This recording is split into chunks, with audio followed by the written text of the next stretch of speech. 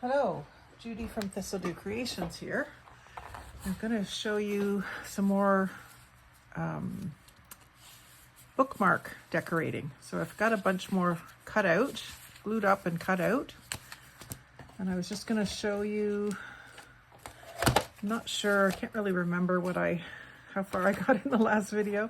So I'll just show you, I've got these two glued up on this metallic gray paper.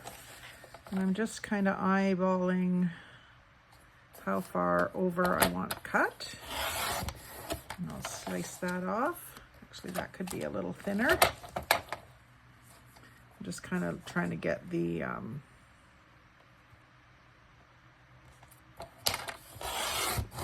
amount on each side of the fabric about the same. I'm not concerned if it's perfect. Just trying to get it similar.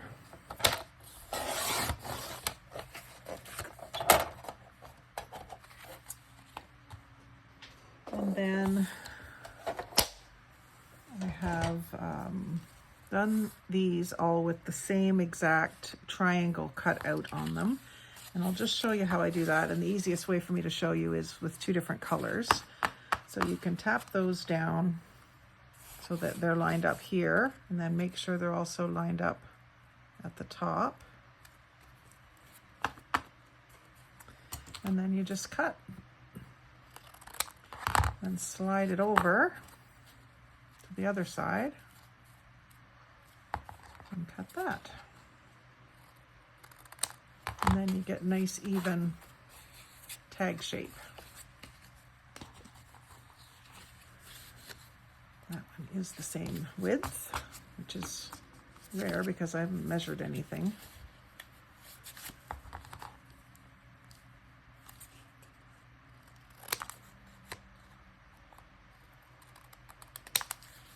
I'm making a run to Peterborough tomorrow, so I wanted to get a few more of these done.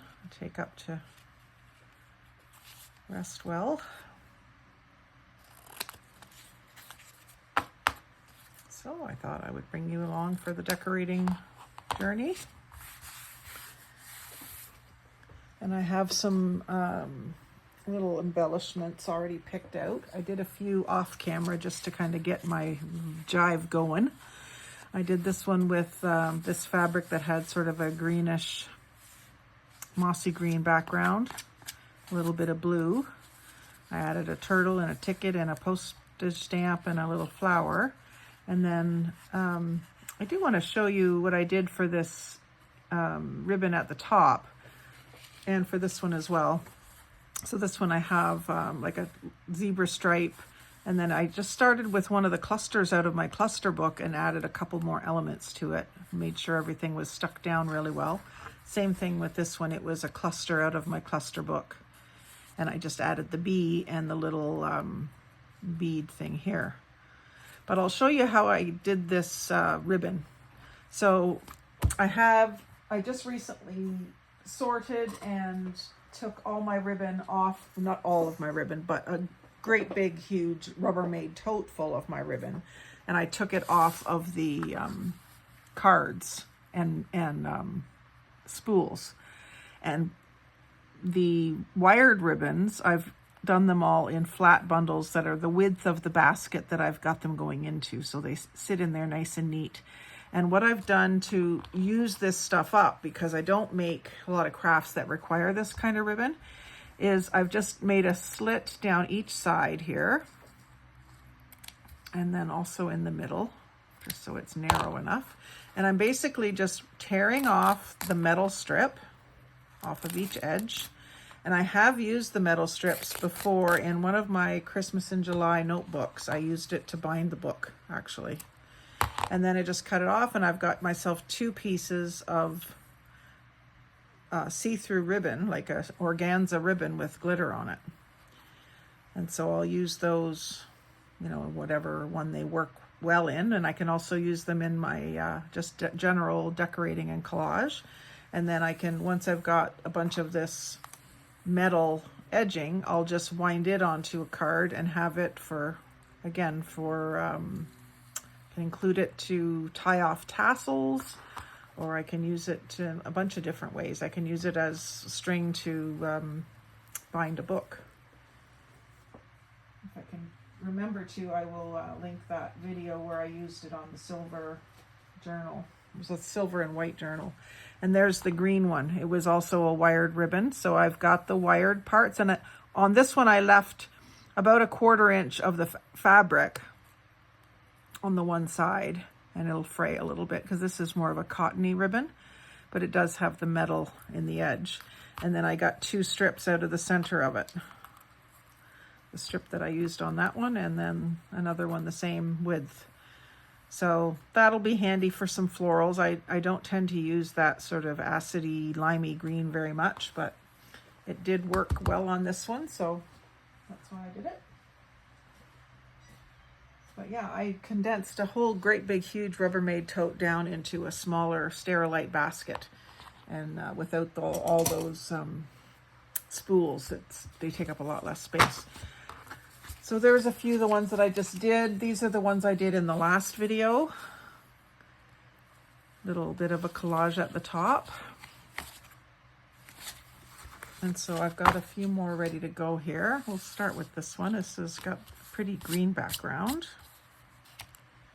And I've just started with a cluster out of my cluster book. If you haven't seen my cluster book, there is a video on that as well. So I think I'm going to ink some edges on this, on the paper. Just get rid of a little bit of that white.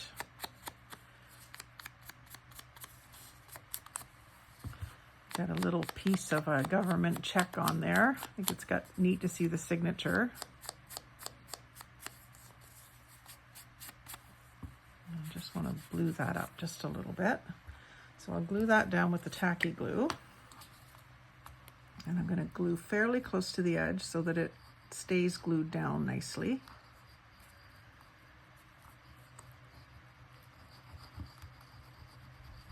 So I'm going from fabric down onto the cardstock, so it's not going to be laying completely flat. So I want to make sure that it's stuck. Just a little. Now you can see when I do the clusters, I'm not too concerned with how well they're glued down. I might want to lift something up to stick something else underneath or whatever, so I just kind of glue them with a tiny little bit of glue stick. And then here I've got a little piece of a molding that had a bit of a green edge to it. Now by the time I put the ink around it, you're not going to see much of that green, but I did think that looked good here with this cluster. So this is being added to the cluster, and I was thinking of putting that right there. And then the other piece that I had was this Buddha statue. And you can see that this was a die cut. You can see the little nubs where it got punched out of the book. So I'm just gonna give that a little light sanding with my emery board before I ink it, just to get rid of those dots. Some of them are worse than others. And then when you ink the edges, it really disappears.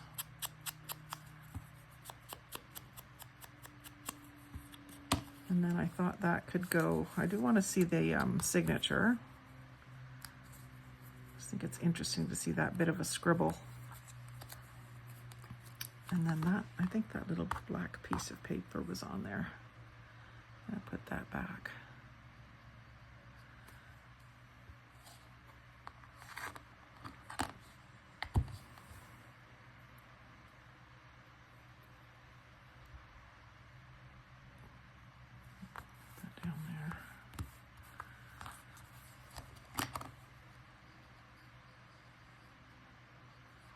Yes, I'm going out to Peterborough tomorrow. I thought I'd take these with me, see how they like them. We can start handing them out as little thank yous and gifts. I've got a little blue bird here. Maybe I'll put that there too. Get up a bit, rid of some of that whiteness. Make the bird a little more greenish looking. I'll grab my tweezers for this one. I'm trying really hard to use my tweezers.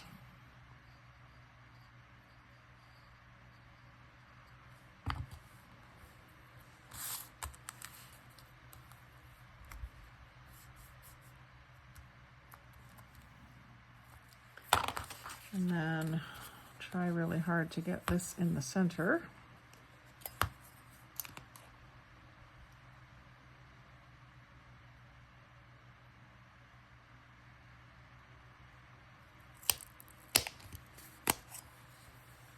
And I have my box of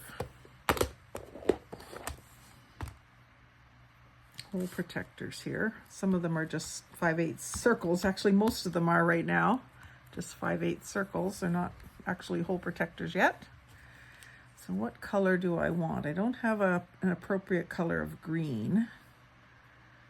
I think maybe just black, because I've got this little black accent and it's going up against the book page, so I think that'll look good.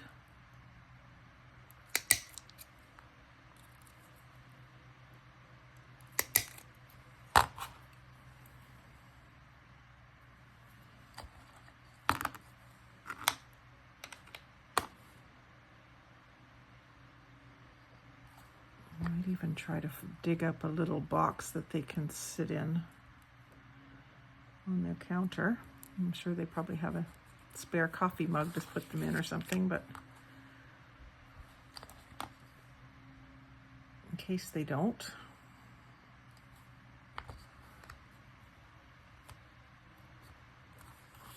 And then for the ribbon on this one, I have some just polyester ribbon, that satin polyester that I have coffee dyed, so it's not pure white anymore.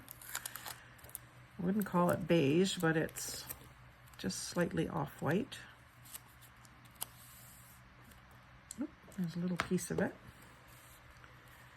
Fold that, not quite in half, I don't need that much. Stick it through. I always go through from the front. I saw a post not too long ago on a Facebook group asking which was the right way to do it. Like, do you go through the front or from the back to the front? And I said I thought it was sort of like the great toilet paper debate, whether it should hang over in front or hang over in back. And then just cut that on a diagonal, and there you go.